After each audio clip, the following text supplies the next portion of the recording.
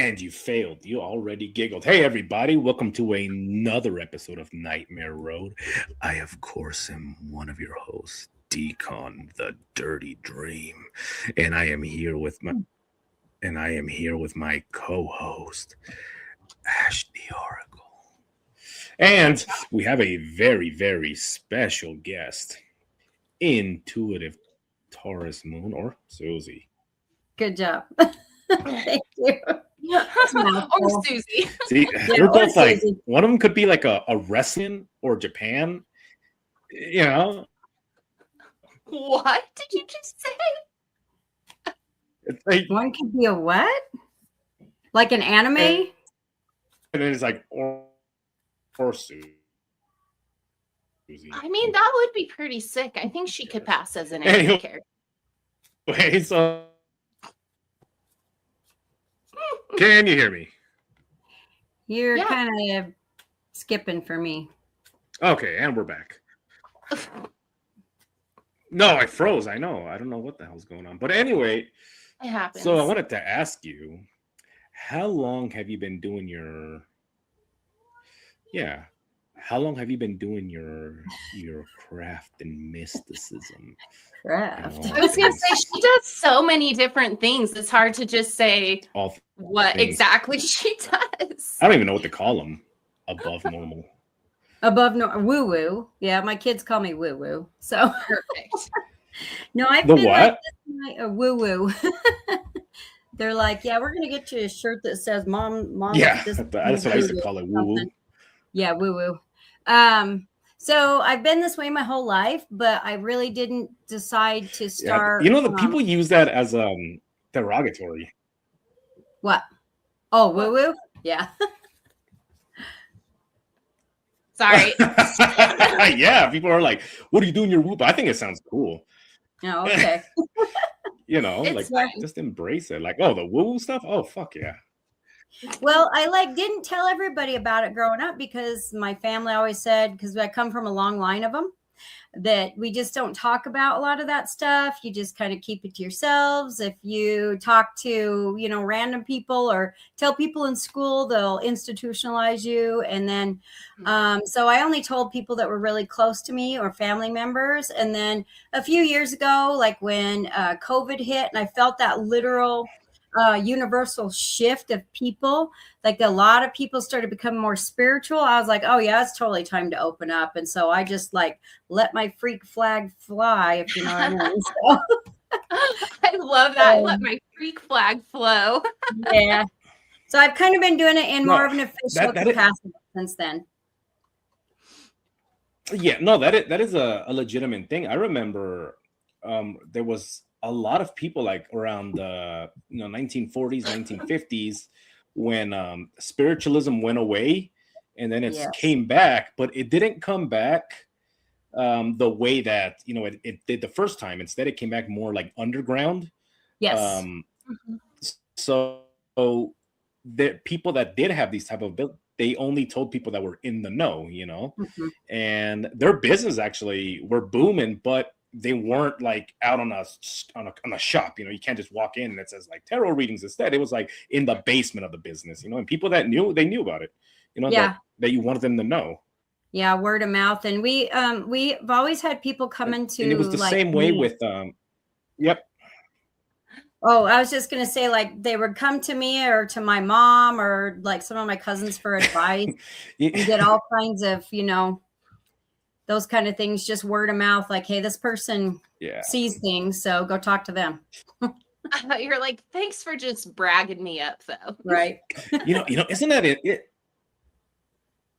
Yeah, isn't that crazy though that normally there's that one person in a family that you have issues and you just feel comfortable with them. Like normally you just walk up and either people tell you like in the family like, hey, go talk to this person, he'll understand or she'll understand, or you just feel that it's this person will understand. And a lot of it is like it's like something that you put out, like not verbally, but it's just like a feeling that you put out. So and then later it turns out like, yeah, she also does tarot readings, and it was like, well, yeah, that's like part of the whole thing. Like these people are it's almost like they put out like a a small like vibration out in the air that people can just like, as soon as they walk into that space, they just feel the comfort. Like, can I tell you something? You know, and it could even be strangers. You know, It's like not small. like you're somebody stressed. Well, I mean, I say that energy isn't small. You guys come for a walk with me through Walmart and you'll find it really interesting because I get all the strangers, I get all the little kids tell me their life story and they think they know me. And then I end up getting them advice and then they walk away and my family's like, who's that? And I'm like, man, I don't know. Man. I get followed by animals. Like it's a thing. I have the same thing happen to me at work. Yeah, it is a thing. And they just like to go, so this and this happened. Mm-hmm. You know, it goes both ways too. So you can talk to somebody and, you know, and you just know something's wrong. Like, damn, this person's really struggling with something, you know, it's like something deep. And all you have to do is get a little bit closer to somebody. And then you enter that space and then that person probably feels like they're like, and then they vomit out like all their issues. Can I tell you something? You know, and it's because a lot of it is like the healing aura, you know, and the heat just whenever somebody you know you get close to them, they almost like they begin to pick up and they're like, wow, I feel like not just, you know.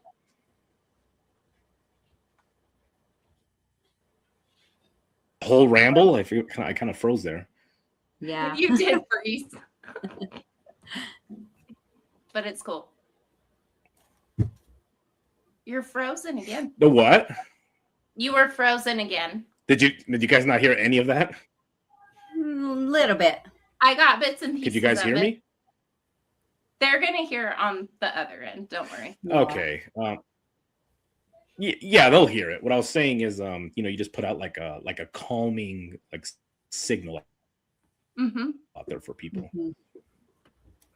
It actually really helps where, like Ash was asking earlier, if I work in the mental health field, which I do, and I can actually get people to calm down that are way in crisis. But I'm also use my abilities to see what their traumas are without them telling me, or the ones that are hidden from them that they've buried like deep subconsciously, and we can work through those. So it's kind of nice.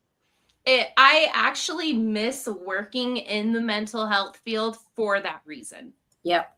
Because being able to calm someone when they are in crisis and seeing the way yourself is able to do it, and then seeing somebody, I guess, almost the opposite of what me and you can do, try and do it and seeing the difference. Oh, for sure. It's insane how big the difference is. Mm-hmm. Let's see. I think one of my clients, when I worked in the field in Oregon, I think it was the second time she broke her hip. And I remember my supervisor telling me, why aren't you like an Abdullah or something? Because you can calm people down. And you should still be screaming in pain right now. Yeah. Well, it's kind of wild.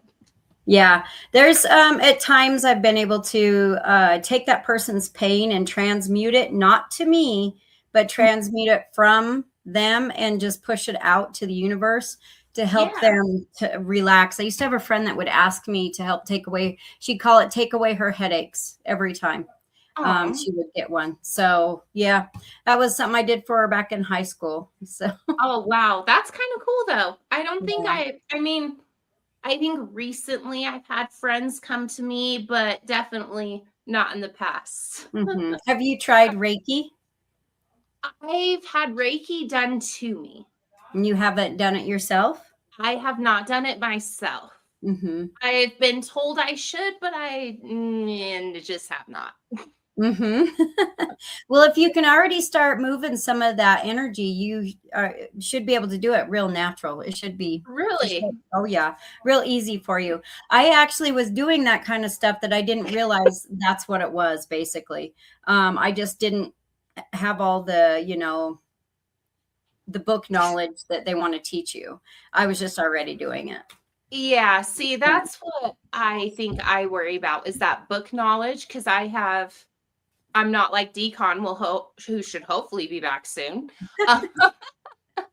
But retaining all that information that they want you to retain to test, that's where I have issues. So you can also self-educate, and there's no real certification in it for testing. You know what I mean? It's not like you get a degree in it or anything like that. And oh yeah, and this is kind of what I say, like you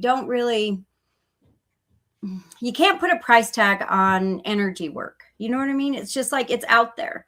So Yeah, you may as well learn about it and do it, like me with what I do, I just do it.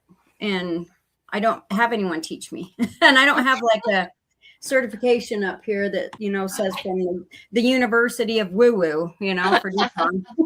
If only. Yeah. We were talking about while you were on. Teach a class there. I don't think you are the University of Woo Woo. Sorry, guys, I had to kind of. What? Okay. I wonder if it's the weather knocking you out. Picturing you. Yeah, no, it is. It's pretty windy here, and it's also, cold. It was raining earlier, so. It's raining. Yeah, here. Did you send it to me? Yeah, I did. Yeah, it's pretty gnarly. I saw it snowing here earlier. So, and anytime there's a big like weather change like that too, because that's energy as well. And that'll actually start shifting things. And so if you start doing any kind of readings or mediumship, like storms and things like that, or a shift in the weather pattern, will kick up a lot of those type of energies, and you can pick up even more things. Oh, interesting. What's crazy is back in the 1800s, it was storm witches. And what these witches would do is when they call them that, because whenever there was like a storm, an electrical storm, and people are like, oh shit, we got to seek shelter. They had like their tents and they would just set up, and then they would do readings there. Or they would even do, have you guys ever heard of like psychic surgeries and all that kind of shit?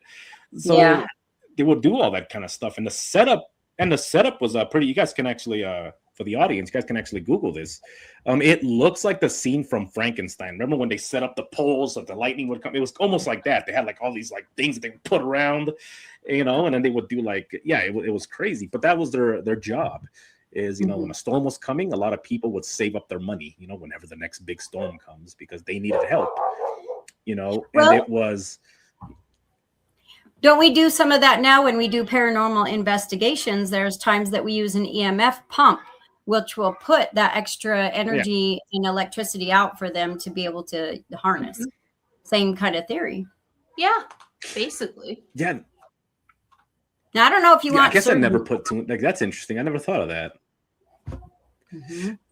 No, I don't know. Like I've read, a lot of old articles. I have a very old book. It's like from 1905, and on there it talks about like psychic surgeries and all these kind of things. And then there's like little clips of like testimonies from people, and some people even said that somebody had like stomach problems and they couldn't, and then the surgery was done and this person like coughed up like this fucking like a black mass that looked like that looked like hair, but the person was trying to explain that it wasn't hair, it was something complete. It was like negative stuff, like made into something physical, and this person just sits like the Grudge. Just hacking. Yeah. So like a negative type of an energy. Yeah, kind of. So yes, like something negative, but manifest into something physical. So like say like what is it like anger resides in your like liver or something like that. And, I've heard and that.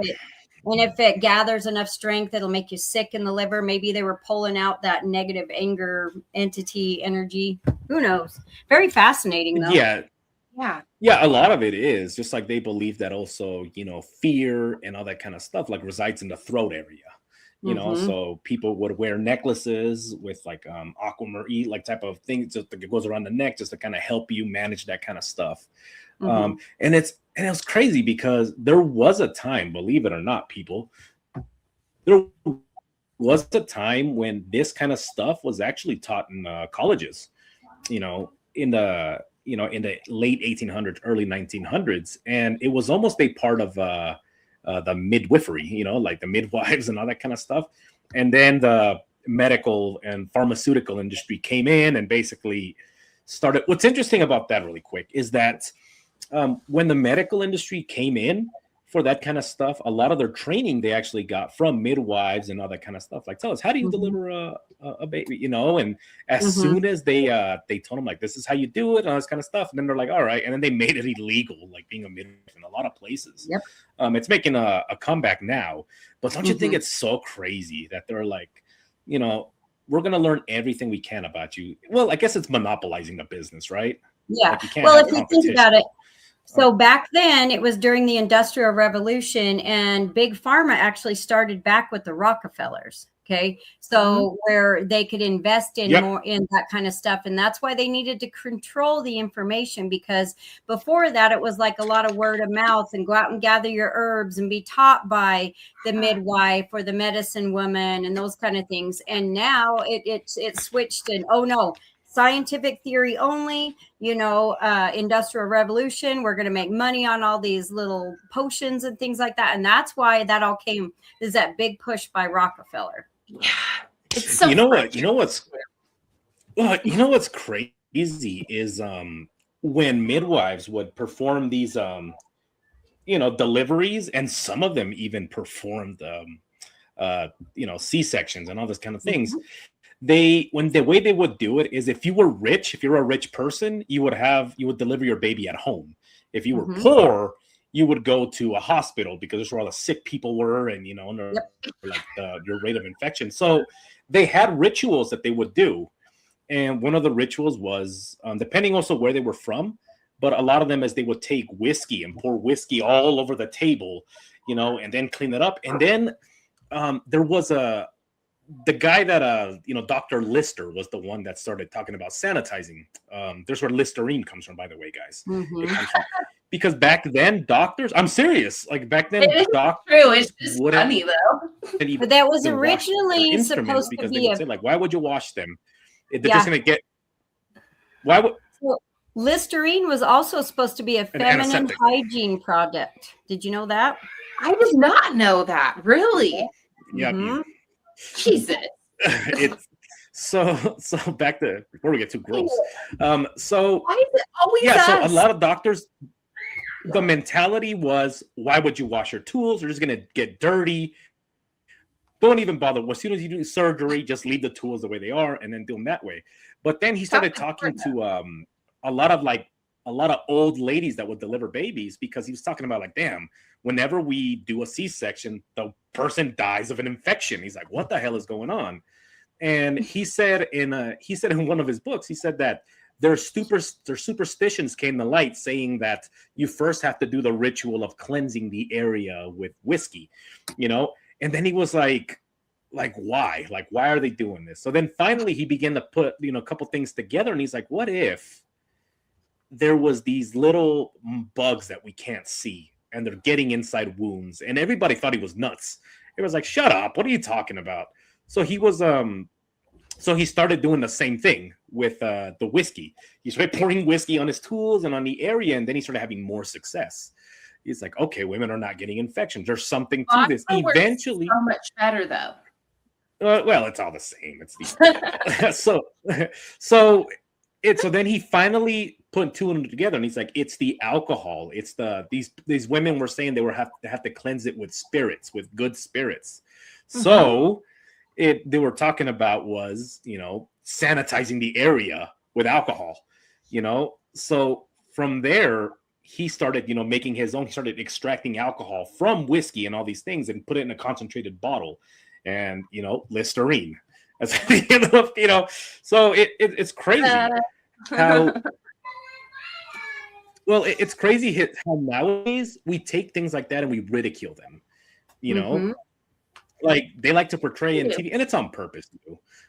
They like to portray people like ignorant. They were stupid back then, but if you look at it,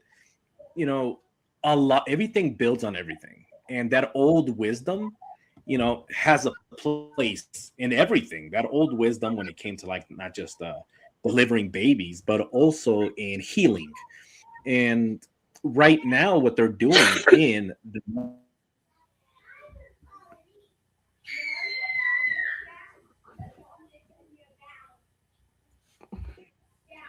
and the way they do it is they have tools. What? I cut out on our end for a second, but it's fine. Keep going. Okay. Anyway, so now they're looking into the placebo effect, which is what they say, that there's a thing to placebos.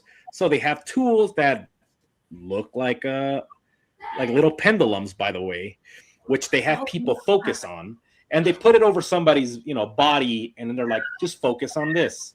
As you're focusing on this, we can relieve your stress, we can relieve these things, and the feel-good chemical in your brain begins to flood, and that actually drops your anxiety. What the hell does that sound like? That sounds like pendulum work, So they're just taking. Frustrating though is like, if me and Susie were to go out and do that, people would look at us like we're crazy. Like I've literally been told by people that are close to me, why do you believe in that? That sounds crazy. That doesn't sound right. And then they'll bring in the medical side of it. And I'm like, okay, but they got that from what we've been teaching for hundreds of years.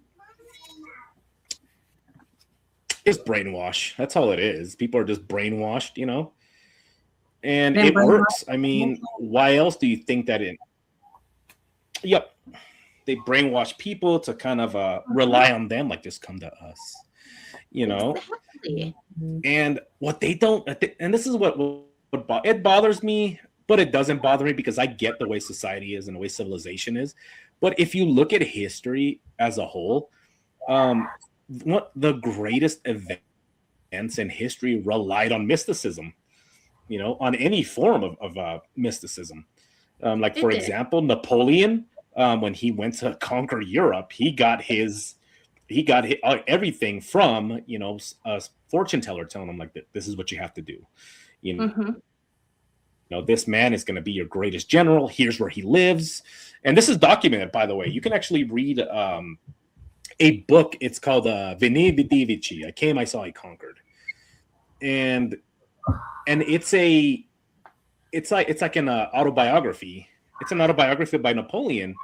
And on there, he talks about, his journey, from just a lowly soldier to, becoming the emperor. On there, he mentions, somebody telling him that he have to go to this place. And in this place, you'll find this man, and the man that waves with this hand instead of this hand, he's going to be your guy. And that man actually turned out to be a great general for Napoleon. He won him the biggest. So without this guy, so it's just stuff like that again, we ridicule, but it's like some of the greatest moments in history were even biblically. I mean, holy shit, look at Gideon.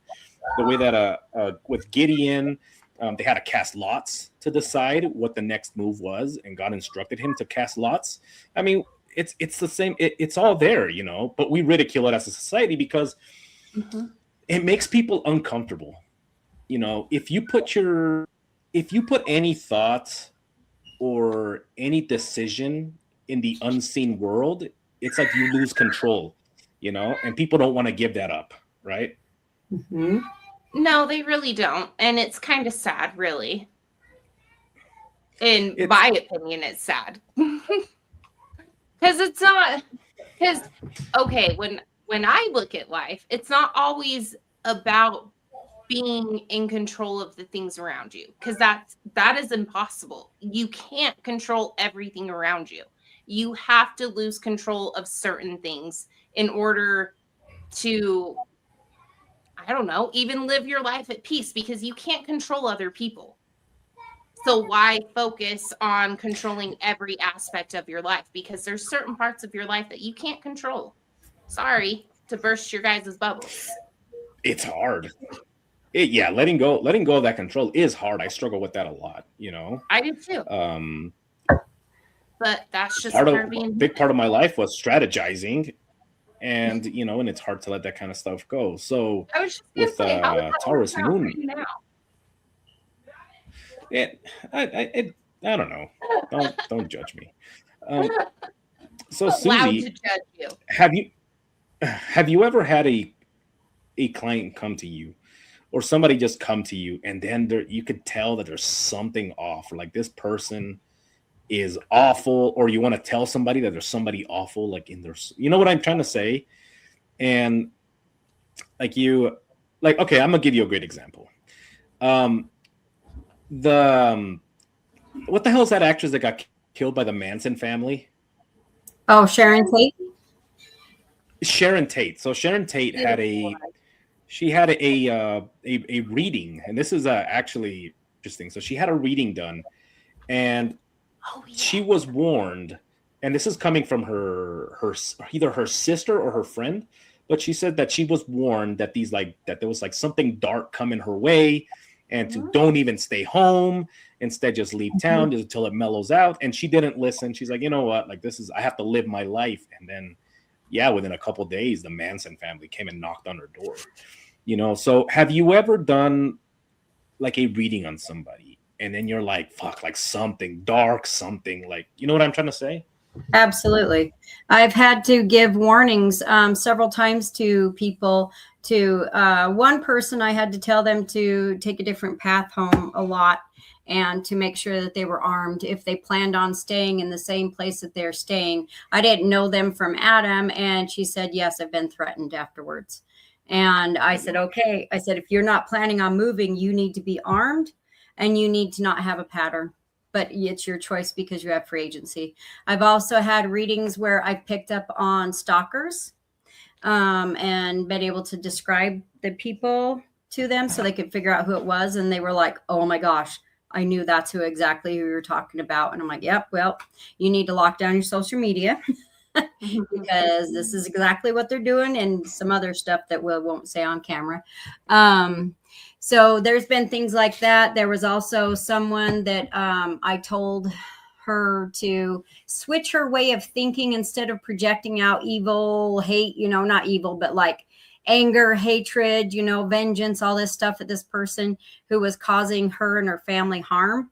I said, literally, turn it around, and you need to wish for her highest good, for, God, source, the universe will to be done, so that everything works out for everyone's best interests. And she did that. And then within 24 hours, the person died of the flu. So obviously they were not going to make the choice to stay out of the other person's business, because they were creating a lot of chaos and hatred and anger, and they were just stirring the pot so much that that was their choice to continue doing that. And the universe was like, you're done. You're done. Oh, that's heavy. Yeah, I've been through a lot of that kind of stuff. What's interesting that you say that is there's some people out there, because some people have heard the term that they're fueled by hate. And there's people out there that's what they live for. Yes. And just spewing hate, getting negative, just like that's their lifeline. Mm-hmm. It's just their lifeline. And then the moment when somebody's like, you just need to cut these people off, don't think about them, instead just, live your life. And when that person stopped focusing, stopped doing all these things, the person that they were thinking about got really sick. And eventually they ended up passing away. And it's like one of those things where it's like negativity literally keeps them alive. Like that's what they live for, Yeah. That is a legit thing. So sometimes you just have to sever shit. Mm-hmm. And I've also seen that manifest on people. So, like I've literally run into people that I can physically see dark mass around them. because they are just so filled with negativity, and that's what they're projecting. So that's what they're projecting, and they're collecting. Does that make sense? Because like energy attracts like energy. Yeah. And so they were literally, they looked like a black swirling mass to me, and they were standing in front of me talking. And I'm like, yep, we're going to exit stage left. So. Yeah. I think that's also a great lesson for a lot of people is because a lot of people do say, you know, and I think there is a place for it, but there's people out there that say, well, how do I combat this? A lot of it's like, you don't, you know, you just, you know, learn to cut it off. Yeah. You know, cutting it off is also, away. yeah, it's taking charge of your free agency and not trying to take away others' free agency. Because if you're trying to influence this person who just continually, that's what they live for, is anger and hatred, that you're trying to take away their free agency by, you know, oh no, I can change him, I can make him good and all this stuff. You can't. Yeah. Just walk away. Yeah, you can't. Some people are just dark, you know, and that's their whole thing. That whole, what you just said, you know, this is what I live for. Some people legitimately, that's what it is. They wake up angry, they wake up, you know, hateful, and they go to bed angry, and they go to bed hateful, you know, and you see that like manifest in their lives. Yeah, that's well, it is, and I think that's one of the reasons why. Like what? Well, yeah, exactly. So you see these people, and they're grumpy, they're this, they're that. Just like, let's say you don't sleep all night, right? Like whatever happens, you're tired and you're pissed off, right? You're like, fuck, I haven't had much sleep. Imagine being like that 24 hours a day, and you're causing it to yourself. You know, I mean, I didn't sleep last night, but doesn't mean I was if you off all day. I was just tired. Well, I mean, but imagine doing that for a week. Do that for a week straight. I guess I just don't get the mindset of, like, even though I'm feeling a certain way, even though I'm exhausted as fuck, and I maybe only have slept 2 hours last night, why should I act angry towards other people? I don't understand that mindset, I guess.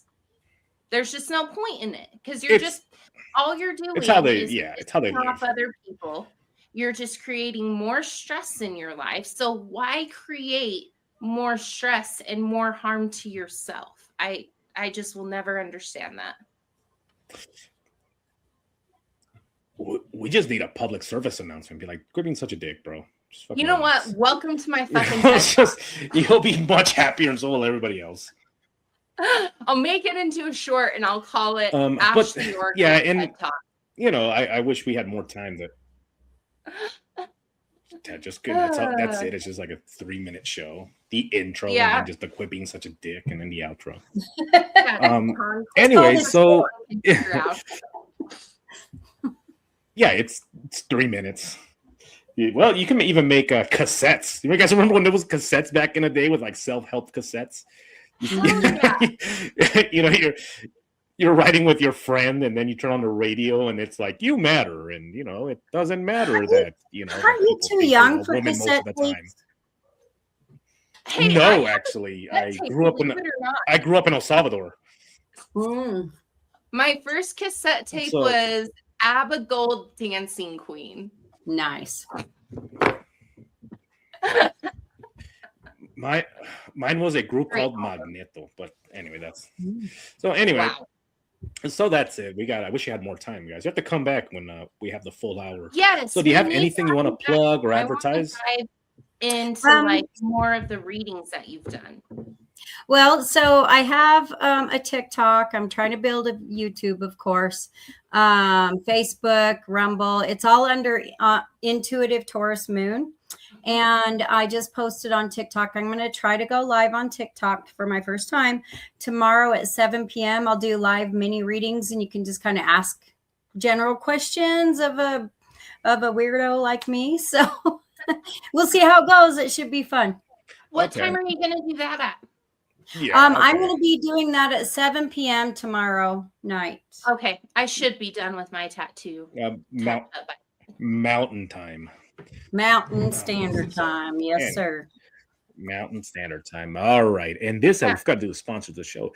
This episode was brought to you by Loop by Lottie. So you guys enter the promo code Nightmare and you guys can get 15% off any order above $30. It's all good shit. Check it out. It's all great stuff. If you guys are beginning or you guys don't know how to get your stuff, where to get it from, you guys are intimidated by, these little witch stores, you guys go ahead and check her out. She'll give you a starter box. It's all good shit. Also brought to you by our good friend Sean Burris in the Shadow Nation. Right now, he's going to be working on his TV show that he's pitching, so we'll see how that goes. So Sean Burris, Shadow Nation Podcast, and shadownationpodcast.com. Also brought to you by, oh, damn it, Dreamscape Chronicles. Check them out on Spotify. Great show, great people. Also, I got to speed this up. Also brought to you by Paranormal Unveiled. Nathaniel Elwell, Static Voices. Check him out. He's got a book right now. So download it right now. It's called Getting Into Your Storm Witch and All Your Undressing Needs. No, that's not what it's called. But check him out. We'll have the link in the description. He's a great guy. Also by Render the Darkness Podcast. Check them out. A couple of crazy sisters out there bringing you the world of murder and haunted locations. And also by, of course, TeePublic, our stuff. Go ahead and get our merch, get a shirt, get a sticker, put a sticker on a corpse, do whatever you want. So that's about it, guys. So remember to always look both ways, especially if you find yourselves on Nightmare Road. Good job. Goodbye.